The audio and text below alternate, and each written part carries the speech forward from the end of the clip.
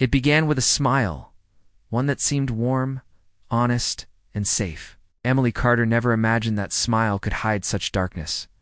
At 26, she was a dedicated nurse in Austin, Texas, her life revolving around caring for others. Her nights, however, were often lonely. That is, until she met Ryan Blake. It was like a movie scene. Emily's car had broken down at a roadside diner when a man in a black hoodie knocked on her window. He was a charming, rugged mechanic, and within minutes, he had her car running again. That one act of kindness led to hours of conversation. Emily laughed in ways she hadn't in years. She felt a spark, hope, love, maybe both. Ryan started visiting her at the hospital, bringing flowers and calling her his angel. Her coworkers were thrilled. She'd finally found a good man. But her best friend Tessa was wary. She'd heard rumors about Ryan's temper, about an ex-girlfriend who vanished without a trace. Emily dismissed the warnings. "He's different with me," she insisted. For the first few months, it was a fairy tale. Ryan was sweet and protective. But soon, that protection morphed into control. He hated her talking to male coworkers.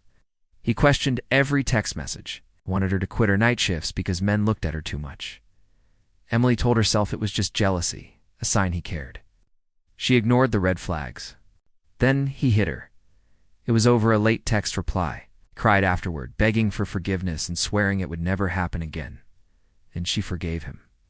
Love blinded her to the monster standing right in front of her. Her world slowly shrank. She stopped seeing friends, stopped answering her mother's calls. She started wearing long sleeves to hide the bruises, telling people she was just clumsy. One night, Tessa showed up unannounced and saw Emily with a black eye. He didn't mean it, Emily whispered, begging Tessa not to call the police. "I can handle it."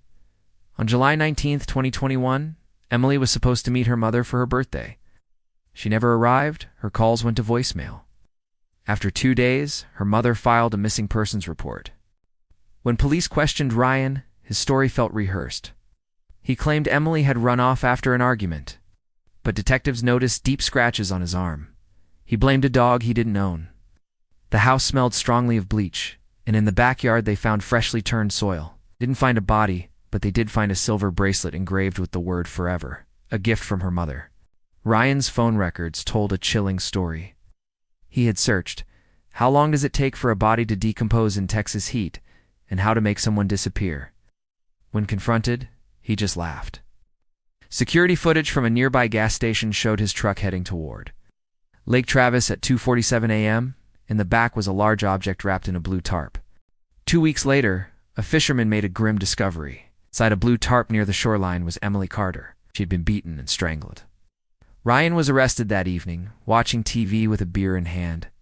As they cuffed him, he uttered one chilling sentence: "She made me do it."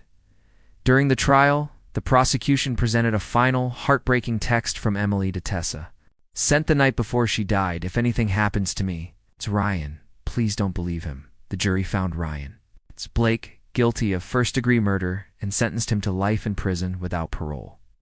In the aftermath, Emily's friend Tessa founded Blind Love, Bloody End, an organization dedicated to helping others recognize the warning signs of domestic abuse. Her message was simple: love should never hurt.